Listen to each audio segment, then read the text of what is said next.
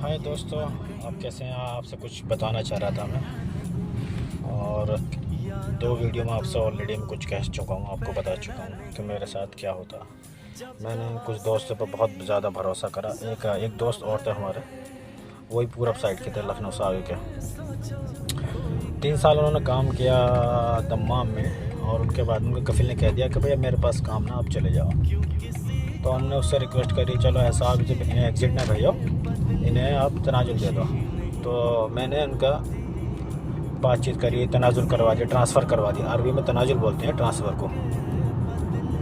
उसके बाद फिर उन्होंने, जो हमारे दोस्त थे, उन्होंने कहा कि वैसे भाई मैं छुट्टी और जाऊंगा, अभी मुझको छुट्टी और जाना, क्योंकि 3 साल हो गया, मैं छुट्टी जाऊंगा। मैंने कहा जब तनाजुल करवाएंगे, ट्रांसफ़र करवाएंगे, तो 3 साल यानी तनाजुल कोई लेगा तो छुट्टी देगा नहीं।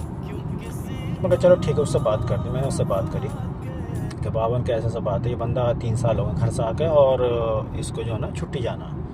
तो उसने ये कहा गारंटी कौन लेगा, ये तनाजुल करवा लूँगा, बाद में ये नहीं आए तो क्या होगा। मैं बोला मैं लूँगा, मैंने गारंटी ली कि बाबा मैं मसूल हूँ, मैं जिम्मेदार हूँ। आप यकीन माने भाई साहब, मैंने उनका तनाजुल करवाया, बातचीत करी, सब कुछ हुआ, और टिकट के पैसे मैंने दिए, क्योंकि उनके पास पैसे नहीं थे। तो टिकट भी मैंने करवाया उनका, खुदा मेरा गवाह, मैं सच्ची बात बता रहा हूँ आपको। उसके बाद साहब माशाल्लाह वो 3 महीने की छुट्टी चले गए, आ गए, और फिर मैं छुट्टी चला गया। हालांकि मैंने उनसे पैसे नहीं मांगे। 1500 रियाल लगे थे उस टाइम मेरे टिकट में उनके साथ। तकरीबन 6 महीने हो गए, और ज़्यादा, उससे आई थिंक ज़्यादा हो गए थे। तो मैंने उनसे पैसों कहा, तो वो यार अभी नहीं है भाई, वैसा वैसा। तो बाद में मैं पता चला उनके थोड़ा हालत थोड़ा ऐसे हो गए थे, उनकी तबीयत ख़राब थी, घर में किसी की दादी वगैरह की शायद, या किसी और की।